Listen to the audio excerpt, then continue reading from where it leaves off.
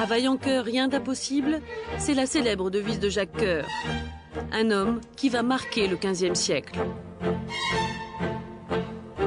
Historien, Jean-Yves Ribaud est sur ses traces depuis plus de 40 ans. Grandeur et décadence, c'est toute la vie de ce personnage hors du commun.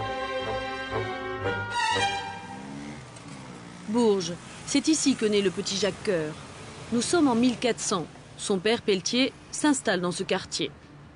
Nous sommes ici dans le quartier d'Oron, très important pour la vie de Jacques Coeur. C'est le quartier où il a passé son enfance, sa jeunesse.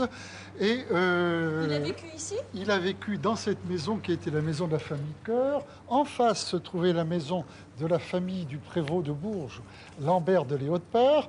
Et entre le petit Jacques Coeur et la petite Massé de Léotpart, la fille du prévôt, bien entendu, tout ça finira par un mariage.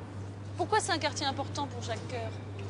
Alors, nous sommes dans un quartier important, de toute façon, parce qu'à 50 mètres d'ici se trouvait le palais du duc Jean, devenu le palais royal, c'est-à-dire une clientèle pour les objets de luxe.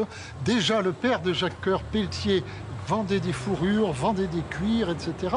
Le petit Jacques Coeur a vécu dans cette atmosphère à la fois de commerce de luxe et de pouvoir politique. Mais Jacques Coeur veut en savoir plus. Le commerce avec l'Orient l'intrigue et l'attire.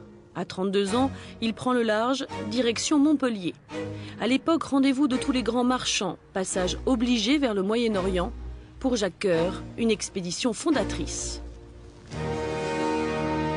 Jacques Coeur va donc traverser avec la galée de Narbonne et certains marchands de Montpellier. Il va se retrouver à Alexandrie. D'Alexandrie, il va de lui-même faire une expédition à Damas, à Beyrouth. Et au bout de quelques semaines, il sait déjà ce qui s'achète, ce qui se vend, ce qui s'échange, à quel prix, dans quelle monnaie. Il a à sa disposition désormais une connaissance suffisante de ce commerce avec le Moyen-Orient. Aguerri, Jacques Coeur revient à Bourges. Le roi de France, Charles VII, s'y trouve également. Il a dû fuir Paris, occupé par les Anglais. Jacques Coeur sait se rendre indispensable. En 1434, le roi le nomme grand argentier, autrement dit, le fournisseur officiel du royaume et des besoins immenses de la cour. Il cumule les titres, vend, achète pour les princes, les papes. Entrepreneur audacieux et rusé, il installe un véritable empire commercial.